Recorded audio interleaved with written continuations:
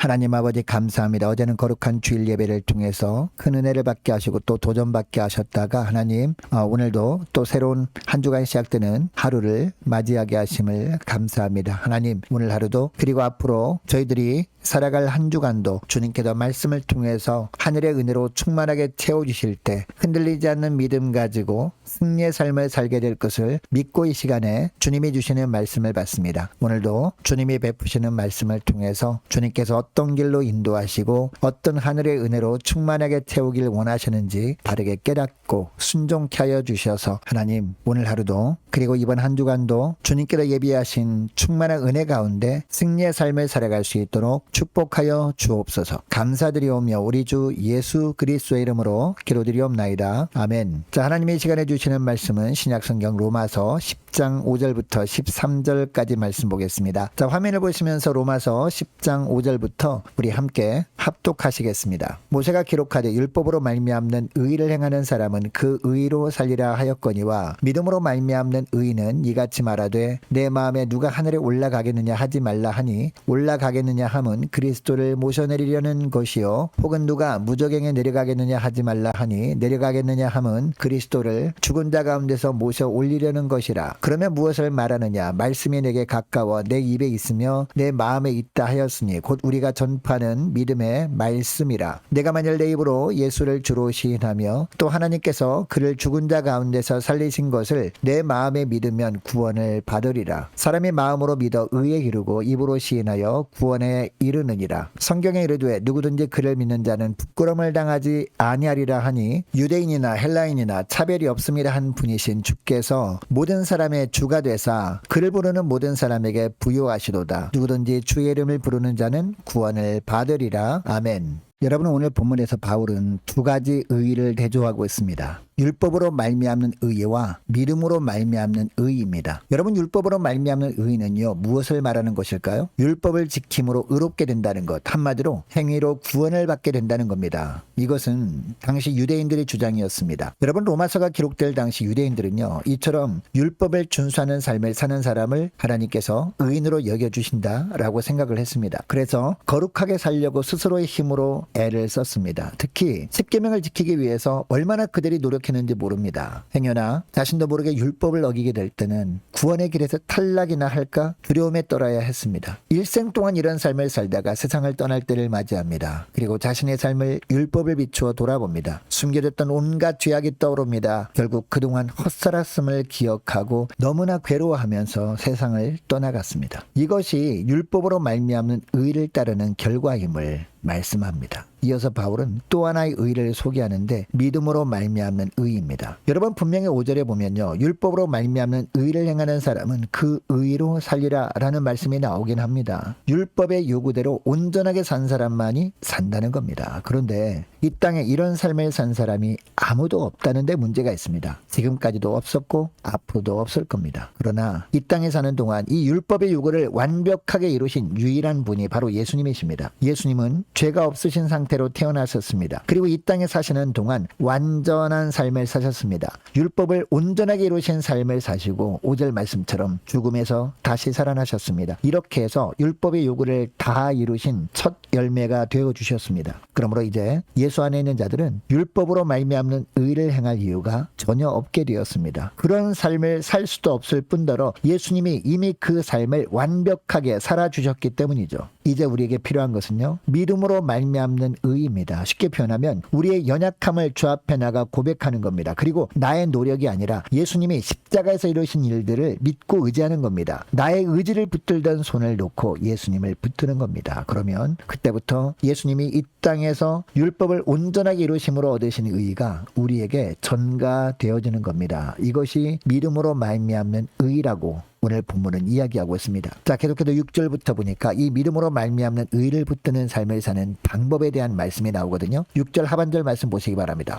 6절 하반절 말씀 보니까 내 마음에 누가 하늘에 올라가겠느냐 하지 말라 하니 올라가겠느냐 함은 그리스도를 모셔내리라는 것이요 라고 합니다. 무슨 이야기입니까? 날마다 예수님만을 의지하려고 하니까 예수님이 보이지는 않습니다. 그래서 이미 부활 승천하신 예수님을 찾으려고 하늘을 두루 다닐 필요가 없다라는 겁니다. 그리고 예수님께 도움을 청하려고 예수님을 모셔올 필요도 없다는 겁니다. 그러면 어떻게 해야 한다라는 겁니까? 8절 말씀 보세요. 자, 8절 말씀을 보니까요, 그러면 무엇을 말하느냐? 말씀이 내게 가까워 내 입에 있으며 내 마음이 있다 하였으니 곧 우리가 전파하는 믿음의 말씀이라 라고 하고 있습니다. 믿음으로 말미암아 의롭다함을 얻기 위한 비결은 먼데 있는 것이 아니라 우리의 마음과 입에 이미 있다라는 겁니다. 8절 중반절을 보면 말씀이 내게 가까워 라고 하는 것을 보면 오직 말씀을 통해서 우리는 예수 믿는 믿음을 더욱 견고하게 할 수 있다라는 것을 알 수 있습니다. 그리고 그것을 통해서 우리는 날마다 의롭다 여김을 받게 된다라는 겁니다. 그래서 9절 10절 말씀을 보니까 내가 만일 내 입으로 예수를 주로 시인하며 또 하나님께서 그를 죽은 자 가운데서 살리신 것을 내 마음에 믿으면 구원을 받으리라 라고 합니다. 무엇보다 9절을 보니까 내 입으로 예수를 주로 시인하며 라고 하거든요. 여러분, 이처럼 예수님이 나의 주님이십니다 라고 고백하려면 예수님이 어떤 분인지를 알아야 하잖아요. 그런데 이것은 어떻게 알게 되느냐? 말씀을 통해서 알게 된다라는 겁니다. 그리고 예수님이 주님이심을 고백만 하지 말고 예수님을 믿어야 한다는 겁니다. 무엇을 믿어야 한다라고 하고 있습니까? 10절 말씀을 보니까 하나님께서 예수님을 죽은 자 가운데서 살리신 것, 이것을 믿을 때 구원을 받는다라는 겁니다. 하나님께서 비로소 우리를 의로 여겨주신다라는 겁니다. 이어서 10절에 보니까 사람이 마음으로 믿어 의에 이르고 입으로 시인하여 구원에 이르느니라 라고 합니다. 여러분, 이 말씀을 언뜻 보면요, 순서대로 되어지는 것처럼 보입니다. 그러나 이것은 동시에 일어나는 겁니다. 하나님께서 예수님을 죽은 자 가운데서 살리신 것을 마음으로 믿게 되면 자연스럽게 입으로 다른 사람에게 나의 주님은 예수 그리스도밖에 없습니다 라는 고백을 하게 된다라는 겁니다. 이 고백을 하나님께서 의로 여기시고 구원의 은혜를 베푸셔서 11절에 보니까 부끄러움을 당하지 않게 하신다라고 하고 있습니다. 자, 11절 말씀을 보세요. 11절 말씀을 보니까 성경에 이르되 누구든지 그를 믿는 자는 부끄러움을 당하지 아니하리라 라고 하십니다. 그리고 13절에도 보니까 누구든지 주의 이름을 부르는 자는 구원을 받으리라 라고 하십니다. 여러분, 이 말씀을 통해서 무엇을 깨닫습니까? 우리가 이 땅에 사는 동안 가장 소중하게 여겨야 할 것은 다른 것이 아니라 바로 말씀이라는 겁니다. 말씀을 통해 예수님을 알게 되기 때문이죠. 그리고 구원의 도를 말씀을 통해 깨닫게 되기 때문입니다. 여러분, 이처럼 말씀이 중요합니다. 우리에게는. 그런데 우리는 말씀을 어떻게 대하고 있습니까? 단순히 예배 드릴 때만 필요한 책으로 취급해버리고 있지는 않습니까? 아니면 말씀을 읽기는 하지만 어렵다고, 그리고 공부하기 귀찮다고 성경 말씀을 대충 읽는 것으로 만족하고 있지는 않습니까? 주님은 분명히 말씀하십니다. 구원의 근거는 어떤 기적이나 은사가 아니라 바로 말씀이라는 겁니다. 그래서 우리 가까이 말씀을 놓아주셨다라고 합니다. 이 말씀을 잘 읽고 그 말씀을 통해 예수 그리스도를 더 깊이 알고